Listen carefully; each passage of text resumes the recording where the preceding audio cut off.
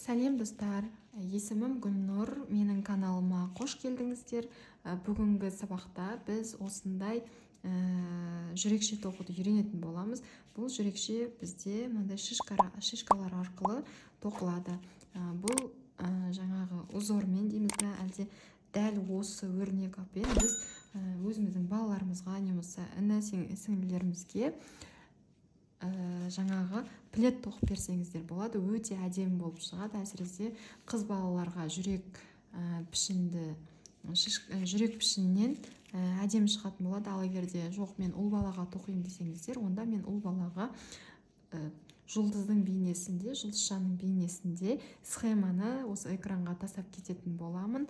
Ал қазірге дәл осы жүрекшені тоқуды үйренетін боламыз. Егер де сіздерге крючокпен тоқу қиын болатын болса, менің каналымда крючокпен тоқу сабағы бар. Бұйыртса описанияға тастап кететін боламын. Ерінбей соны қарап шықсаңыздар болады. Ең алдымен крючокпен жіп жайында айтып кетейін. Менде жіп ол Alize Lana Gold жібі. Мысалға мен өзімнің жаңағы пледімнің қалыңырақ болғанын қалаймын. Егер де сіздерде дәл солай қалың болған қаласаңыздар, осы Alize Lana Gold жібін, енді көбінде мен қолданатын жібім осы жіп, соны пайдалансаңыздар болады. Не болмаса өздеріңіздің қалаған жіптеріңізбен тоқысаңыздар болады. Және мен осының размеріне қарай 4,5 мм жаңағы крючокты алдым. Бірақ егер де сіздердің жіптеріңіз жіңішке болатын болса да, дәл осы крючокпен тоқи беруге болады. Себебі жаңағы егерде Alize Lana Gold Fine жібін, яғни осыдан бір размер кіші жіпті алатын болсаңыздар, және де дәл осы крючокпен тоқсаңыздар, сіздердің пледтеріңіз мүмкіндігінше жұмсақ болып шығады, тығыз болмайды. Енді схемасымен таныстырып өтейін. Мынау менде схемасы. Дәл осы схемамен тоқитын боламыз. Бұл схемада байқап тұрсаңыздар, мынандай жүректің бейнесі тұр. Бұл жүректің мына жердегі мыналар шишкалар болады. Қазір осы шишкаларды тоқуды үйренетін боламыз. Тоқу барысында түсіндіріп өтемін. Ал енді сіздер қазір осыны өздеріңізге скрин жасап алыңыздар. Олай болса бастаймыз. Егер де крючокпен тоқуды білмейтін болсаңыздар, менің немде каналымда крючокпен тоқудың сабағы бар. Ең алдымен дәл осылай шеңбер жасап аламыз. Осы шеңбердің ішінен мына шеңбердің ішінен жұмыс жібін шығарып, мынаны сәл екеуін бірге тартсаңыздар, бірге осылайнан өзі байланады. Міне, енді бізге 21 воздушная петляға көтеру керек. 1, 2.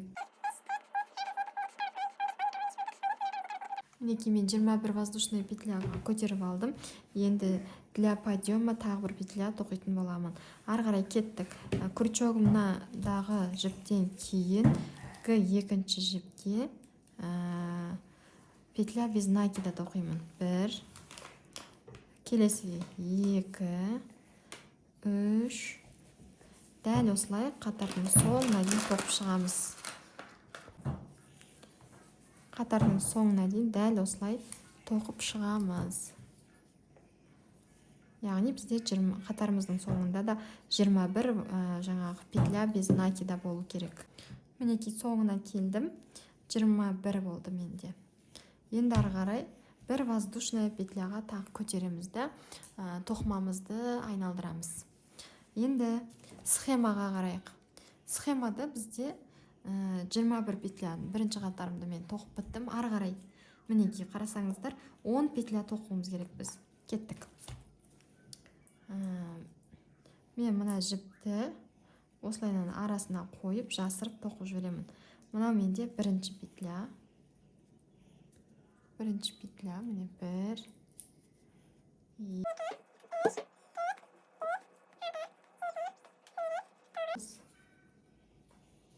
10. Мінекей 10 петля без накида тоқып шықтым. Ары қарай мен мына 10-ды тоқып болдым. Енді менде мына жерде шишка тұр. Шишка жасауым керекпін. Шишканы қалай жасаймыз? Ең алдымен крючогымызға накид іліп аламыз. Одан кейінгі 11-ші петлядан жұмыс жібін іліп шығарамыз. Бізде крючогымызда 3 болды. Тағы да бір рет накид ілеміз, іліп шығарамыз. Мінекей, 2 рет іліп шығардық. Тағы да накид ілеміз, іліп шығарамыз. 3 рет, 4 рет, 5 рет. Мінекей. Сонда менде крючогымда 2, 4, 6, 8, 10, 11 петля болды. Енді келесі жұмыс жібін крючогымызға іліп, осы 11-дің бәрінен бүйтіп іліп жұмыс жібімізді шығарамыз. Бір петля жасаймыз.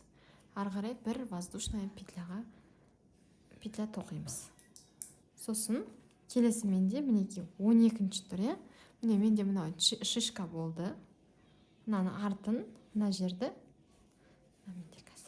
мынаны сәл-пәл бүйтіп саусақтарыңызбен итеріп қойсаңыздар, мынау кәдімгідей болып томпаяды. Ары қарай кеттік. Мен мына шишканы жасадым. Енді тағы да мен 10 петля тоқуым керекпін. Мінекей, мынау тура шишка жасағанның түбінде бір петля тұр. Міне. Без накида. 1,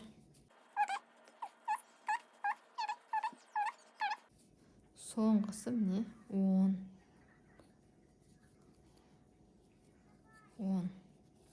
Міне сонда менің бір шишкам осылай томпайып алдыға шықты. Ары қарай бір воздушная петляға көтеремізді. Келесі рядты ешқандай өзгеріссіз 21 жаңағы петля без накидамен тоқып шығамыз қатардың соңына дейін. Мінекей, мен екінші қатарымды тоқып болдым.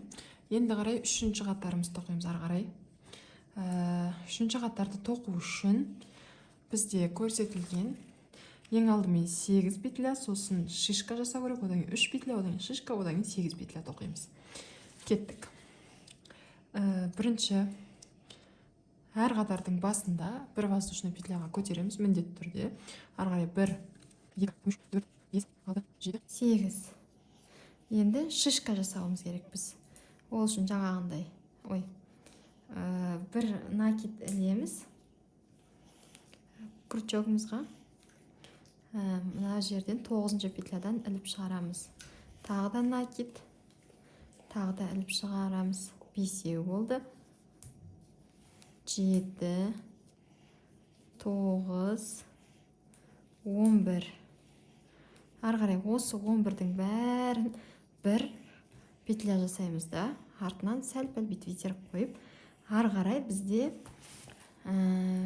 схема бойынша 3 петля тоқуымыз керекпіз. 3 петлядан кейін тағы да бір рет шишка жасаймыз. Мінекей.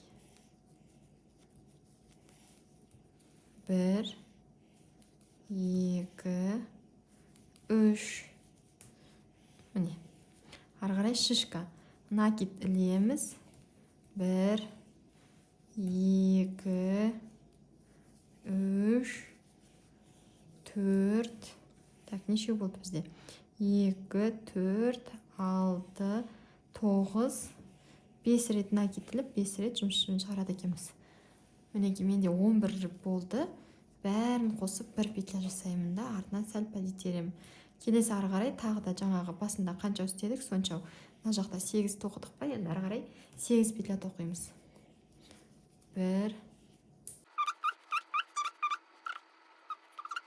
8. Мінекей, мен үшінші қатарды тоқып біттім.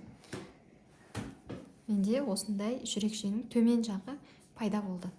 Ары қарай бір воздушная петляға көтеремін да, келесі рядты ешқандай да шишкасыз, ешқандай өзгеріссіз 21 петлямды толығымен тоқып шығатын боламын. Қатарымның соңына дейін.